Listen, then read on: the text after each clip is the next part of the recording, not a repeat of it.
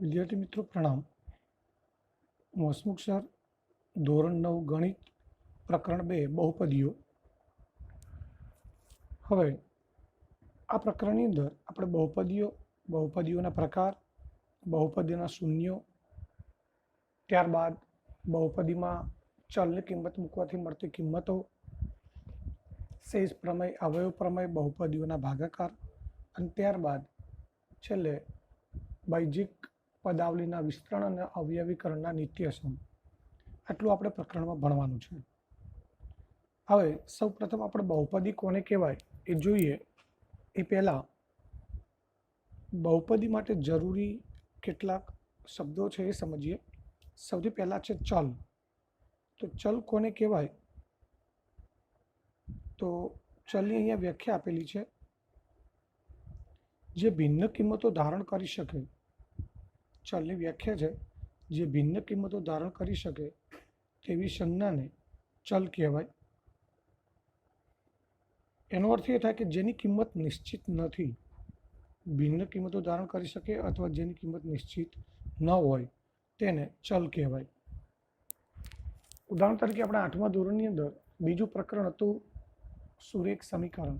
એની અંદર આપણે જ્યારે રકમવાળા દાખલા ગણીએ ત્યારે કોઈ વ્યક્તિની ઉંમર, ધારો કે રોહન છે, રોહનની ઉંમર એના પપ્પાની ઉંમર કરતાં 5મા ભાગની છે, તો ત્યાં આપણે રોહનની ઉંમર અને એના પપ્પાની ઉંમર આપણે બેમાંથી કોઈ એકની ઉંમર એક્સ ધારીએ છીએ। તો એક્સ એ ચલ છે, એટલે આપણે એક્સ તરીકે રોહનની અથવા એના પપ્પાની ઉંમર ધારીએ છીએ, તો ઉંમર એ એક ચલ થયો। ત્યાર પછી કોઈ વસ્તુની કિંમત હોય તો વસ્તુની કિંમત પણ આપણે એક્સ ધારીએ છીએ, એક્સ કે વાય ધારીએ, તો એ કિંમત પણ ચલ છે, કારણ કે ઉંમર છે, વસ્તુની કિંમત છે। કોઈ લંબચોરસ હોય એની લંબાઈ છે એ પહોળાઈ કરતાં બમણી છે। આવી રકમોવાળા દાખલા આપણે ગણતા હતા। તો એમાં એ બધી કિંમતો જે છે એ કિંમતોનું મૂલ્ય નિશ્ચિત હોતું નથી, એ બદલાયા કરતું હોય છે, તો એને ચલ તરીકે ઓળખવામાં આવે છે।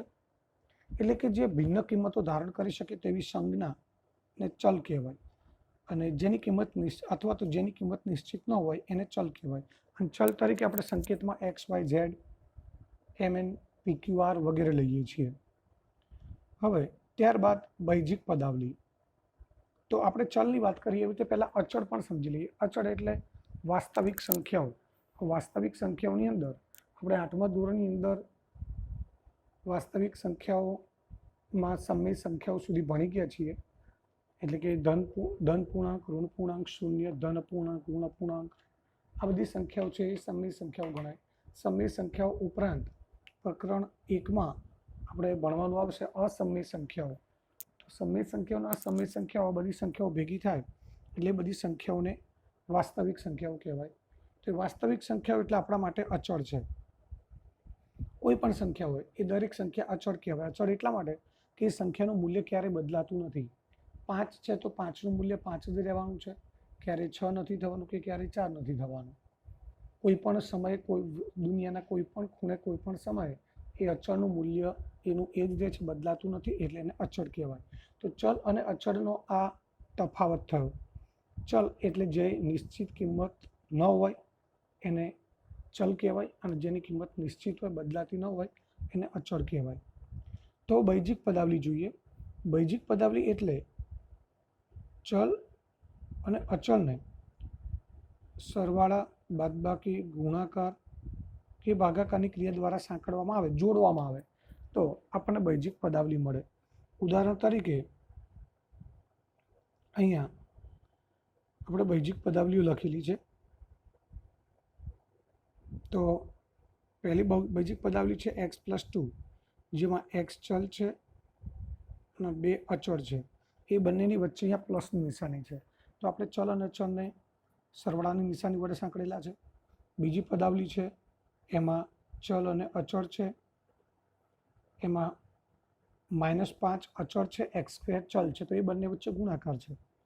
જ્યારે -5x² અને 3 આ બંને વચ્ચે માઇનસની નિશાની છે, તો અહીંયા ચલ અને અચળ વચ્ચે ગુણાકાર પણ છે અને માઇનસ પણ છે। ત્યારબાદ x/5, તો અહીંયા ચલ અને અચળ વચ્ચે ભાગાકારની ક્રિયા કરેલી છે। એ જ રીતે 10/x², ત્યાં પણ ભાગાકારની પ્રક્રિયા કરેલી છે। તો આ ચલ અને અચળ વચ્ચે આપણે સરવાળા બાદબાકી ગુણાકાર અને ભાગાકારની ક્રિયા કરીએ એટલે આપણને એમાંથી બૈજિક પદાવલી મળે. આ બૈજિક પદાવલીની વાત થઈ, પરંતુ મિત્રો આપણે આ પ્રકરણની અંદર બહુપદી ભણવાની છે. બહુપદી અને બૈજિક પદાવલીમાં શું ફરક એ ખાસ સમજી લઈએ. તો આ ઉપરના ઉદાહરણમાં જે ચાર આપેલી છે, ચારે ચાર બૈજિક પદાવલી છે, પરંતુ એ દરેક બહુપદી નથી. બહુપદી અને પદાવલી બૈજિક પદાવલીમાં એક જ ફરક છે કે બૈજિક પદાવલી છે એની અંદર જે ચલ છે, આ પહેલું છે, પહેલી પદાવલીમાં એક્સની ઘાત 1 છે, એક્સની ઘાત 1 ગણાય. બીજી પદાવલી છે એમાં એક્સની ઘાત 2 ગણાય. ત્રીજી પદાવલીમાં એક્સની ઘાત 1 ગણાય.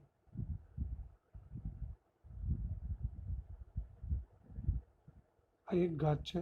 ચોથી પદાવલી છે એમાં એક્સને આપણે આ 10x² છે, એ 10x² ને લખવા હોય તો ખરેખર આ રીતે લખી શકીએ. x² ને આપણે ઉપર લઈ જઈએ એટલે ઘાત માઇનસ થઈ જાય, એવું આપણે 8મા ધોરણમાં ભણી ગયા.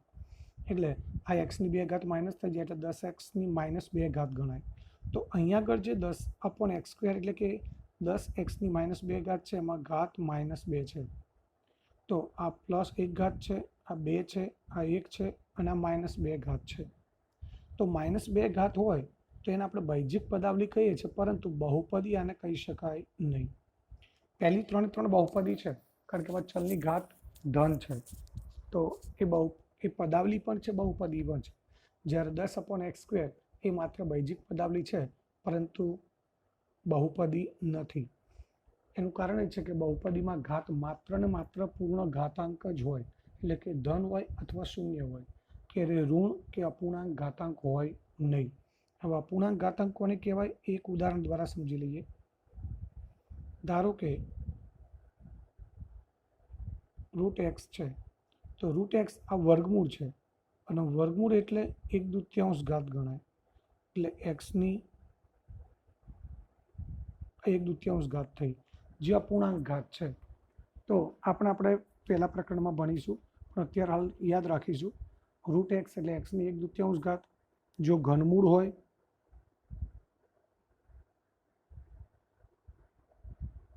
ઘનમૂળ છે તો એના બરાબર xની 1/3 ઘાત થાય. એટલે આ બધી અપૂર્ણાંક ઘાત થઈ. ચતુર્થ મૂળ હોય તો 1/4 ઘાત થાય, તો અપૂર્ણાંક ઘાત થઈ. તો ચલની ઘાત ક્યારે અપૂર્ણાંક પણ હોય નહીં, એટલે કે ઋણ પણ ના હોય, અપૂર્ણાંક પણ ના હોય, માત્ર ધન અથવા શૂન્ય જ હોય. એટલા માટે એવું આપણે કહી શકીએ કે અહીંયા આગળ આ જે ચોથી પદાવલી છે, એ ચોથી પદાવલી એ બહુપદી નથી. હવે આગળ બહુપદીની વાત કરીએ. એક ચલ બહુપદી. હવે બહુપદીઓ ઘણા બધા પ્રકારની હોય.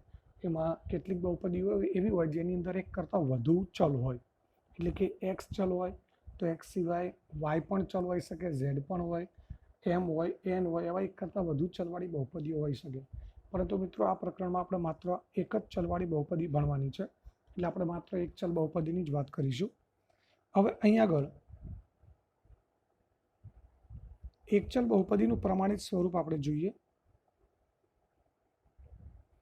હવે એક ચલ બહુપદીનું પ્રમાણિત સ્વરૂપ છે an xની n ઘાત પ્લસ આખું એક જ પદ છે an -1 xની n-1 ઘાત પ્લસ an -2 xની n-2 પ્લસ અહીં આપણે જોઈ શકીએ છીએ કે પહેલું પદ છે એની ઘાત n છે, ત્યારબાદ n-1 ઘાત, ત્યારબાદ n-2, એટલે કે એક એક ઘાત ઓછી થતી જાય છે. ત્યારબાદ અહીં આગળ આપણે પદ લખવું હોય તો an-3 xની n-3 ઘાત, એ જ રીતે an-4 xની n-4 ઘાત, આ રીતે લખતા જવાનું. ઘાત ઓછી કરતા જઈએ. છેલ્લે આપણને છેલ્લેથી બીજું પદ મળે 1 ઘાતવાળું, અને છેલ્લે 0 ઘાતવાળું પદ મળે. તો આ રીતે બહુપદી છે એની અંદર આપણે પદો લખીએ ત્યારે સૌથી પહેલાં મોટી ઘાત આવે. અહીંયા n એટલે સૌથી મોટી ઘાત છે, પછી n-1, n-2, n-3 એમ કરતાં કરતાં છેલ્લું પદ 0 ઘાતવાળું અને એની આગળનું પદ 1 ઘાતવાળું હોય. એટલે આ રીતે બહુપદીના પદો છે એને આપણે ઉતરતા ક્રમમાં ગોઠવવા પડે. n એટલે એની કિંમત કોઈ પણ હોઈ શકે, 5 હોય, 10 હોય, 50 હોય, 4 હોય, 3 હોય, ગમે તે હોઈ શકે, એટલે મોટામાં મોટી ઘાત કોઈ પણ હોય. ધારો કે n બરાબર 4 છે તો પહેલું પદ છે 4 ઘાતવાળું હોય, આ 4 ઘાતવાળું હોય, આ 3 ઘાત હોય, આ 2 ઘાત હોય, પછી આ 1 ઘાત અને આ 0 ઘાતવાળું પદ. તો આ રીતે આપણે વધારે 4 થી વધુ ઘાતવાળી બહુપદીઓ ખાસ આવતી નથી, એટલે આપણે આટલું યાદ રાખીશું કે આ જે પદો આપેલા છે એ પદોમાં પહેલું પદ જે છે એમાં n એ સૌથી મોટી ઘાત દર્શાવે છે, ત્યારે n-1 એના કરતાં નાની, n-2 એના કરતાં નાની, એ રીતે ઘાતાંકનો ઉતરતો ક્રમ છે. હવે આ an એ પહેલા પદનો સહગુણક છે, એ n-2 એ બીજા પદનો સહગુણક, an-1 બીજા પદનો સહગુણક, an-2 ત્રીજા પદનો સહગુણક છે, a1 છેલ્લેથી બીજા પદનો સહગુણક અને a0 એ છેલ્લા પદનો સહગુણક છે. તો અહીંયા x ની આગળ જે an, an-1, an-2, a1, a0 લખેલા છે એ બધા જ અચળ છે, અને અચળ એટલે કોઈ ચોક્કસ સંખ્યાઓ છે જેને આપણે સહગુણક કહીએ છીએ, બહુપદી માટે પદોના સહગુણક કહીએ છીએ. તો અહીંયા આગળ આ જે બૈજિક પદાવલી છે એનું પ્રમાણિત સ્વરૂપ છે. પ્રમાણિત સ્વરૂપ એટલે કોઈ પણ બહુપદી છે એ આ સ્વરૂપની હોય, એમાં સૌથી પહેલા મોટી ઘાતવાળું પદ, પછી એના કરતાં નાની ઘાત, એની કરતાં નાની ઘાત, એમ ઘાતાંક ઉતરતા ક્રમમાં હોય. હવે આ જે બહુપદી છે એનું આ પ્રથમ પદ છે, આ બીજું પદ છે, આ ત્રીજું પદ છે. તો પ્રથમ દરેક પદની અંદર 3 વસ્તુ છે. આ પ્રથમ પદ છે એની અંદર આ સહગુણક છે an, n છે એની ઘાત છે અને x છે એનો ચલ છે. તો દરેક પદ છે એ પદની અંદર 3 વસ્તુ હોય છે, એક સહગુણક હોય, એક ચલ હોય અને ત્રીજું ચલની ઘાત હોય. બીજું પદ લઈએ તો an-1 એ સહગુણક છે, x ચલ છે અને n-1 એનો ઘાતાંક છે. તો આ રીતે દરેક બહુપદીની અંદર દરેક બહુપદીના દરેક પદમાં 3 વસ્તુ હોય. તો અહીંયા a1, a0,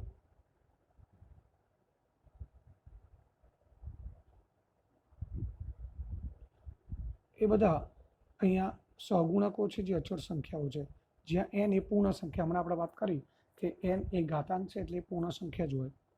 હવે બહુપદી છે ને પોલિનોમિયલ કહેવાય, એટલે એની પરથી એનો સંકેત છે p of x. x નો અર્થ એ થાય કે ચાલ x ની બહુપદી હોય તો p of x લખાય, એક કરતાં વધુ બહુપદી, 2 બહુપદી હોય તો એક p of x, બીજી q of x, 3 હોય તો p of x, q of x અને r of x. જો કોઈ ચલ y વાળી બહુપદી હોય તો એના આપણે સંકેતમાં p of y લખીએ, ચલ z વાળી હોય તો એને p of z પણ લખી શકાય. તો આ બહુપદીના સંકેત છે, p વંચાય p of x, q of x, r of x. હવે અહીંયા એ આપણે અગાઉ સમજાવ્યું એમ an xn, an-1 xn-1, a0 એ બહુપદીના પદો છે. અમે આગળ વાત કરી દીધી કે આ બધા જ પદો છે જેમાં an સહગુણક છે, x ચલ છે અને n એની ઘાત છે. દરેક પદમાં 3 વસ્તુ આપણે જોઈ શકીએ છીએ. અને ત્યારબાદ an, an-1, an-2 up to a0 એ બહુપદીના સહગુણકો છે. અને અહીં આપણે આગળ જોયું કે મોટામાં મોટી ઘાત n છે, તો n ને બહુપદીની ઘાત તરીકે ઓળખવામાં આવે છે. આખી બહુપદીમાં જે મોટામાં મોટી ઘાત હોય એ આખી બહુપદીની ઘાત ગણાય, એટલે બહુપદીની ઘાત અહીંયા n છે. ત્યારબાદ an x ની n ઘાત એ બહુપદીનું પ્રથમ પદ છે, એટલે એને અગ્રપદ પણ કહેવાય છે. અને an એ અગ્રપદનો સહગુણક છે, એટલે એને અગ્ર સહગુણક તરીકે ઓળખવામાં આવે છે. હવે આપણે ઉદાહરણ તરીકે જોઈએ તો અહીંયા આગળ આપણને એક બહુપદી આપેલી છે,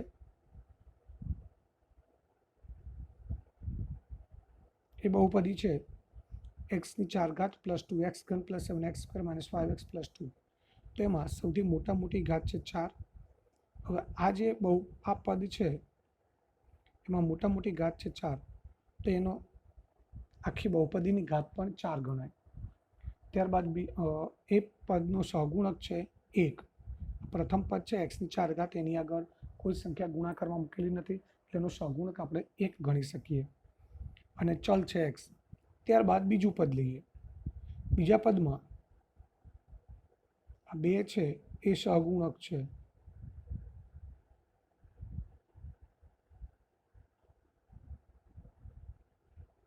બે સહગુણક છે, એક્સ ચલ છે અને 3 એ પદની ઘાત છે.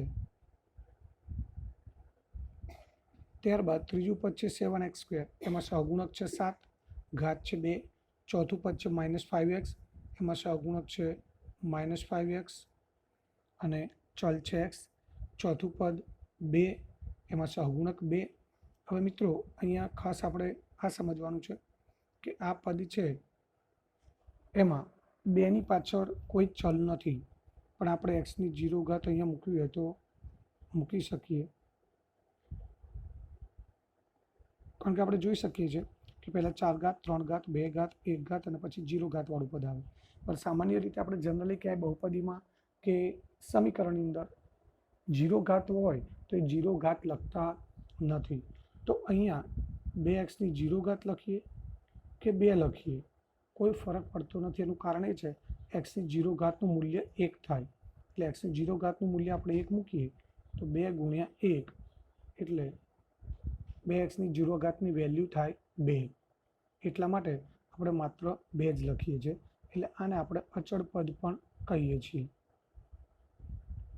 તો આ બહુપદીના પદોની વાત થઈ. તો અહીંયા સૌથી મોટી ઘાત 2 છે, એટલે બહુપદીની ઘાત પણ 2 ગણાય. હવે ત્યારબાદ બહુપદીના પ્રકારો જોઈએ. તો બહુપદીના પ્રકારો છે એમાં સૌથી પહેલાં અચળ બહુપદી. નામ છે અચળ બહુપદી, એટલે એમાં કોઈ ચલ ના હોય. તો p of x બરાબર a0. આગળ આપણે જોઈ ગયા a0 ને આપણે અચળ પદ તરીકે ઓળખીએ છીએ, જેમ કે અહીંયા બહુપદીમાં છેલ્લું પદ a0 ગણાય. તો જે બહુપદીમાં કોઈ ચલ જ ના હોય, માત્ર કોઈ અચળ સંખ્યા જ હોય, એને આપણે અચળ બહુપદી કહીએ છીએ. તો p of x બરાબર a0 ને અચળ બહુપદી કહે છે. જેમ કે અહીંયા 10 છે તો આપણે આવું લખી શકીએ p of x બરાબર 10,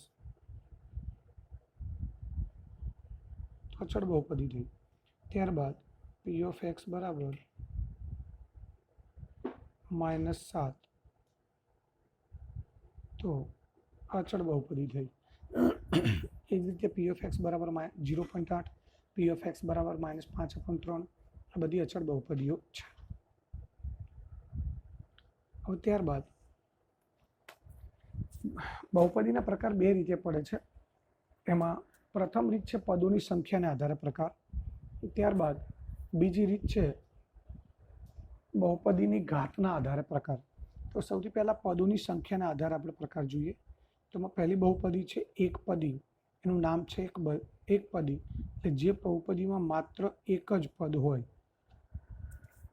તેને આપણે એકપદી કહીએ છીએ.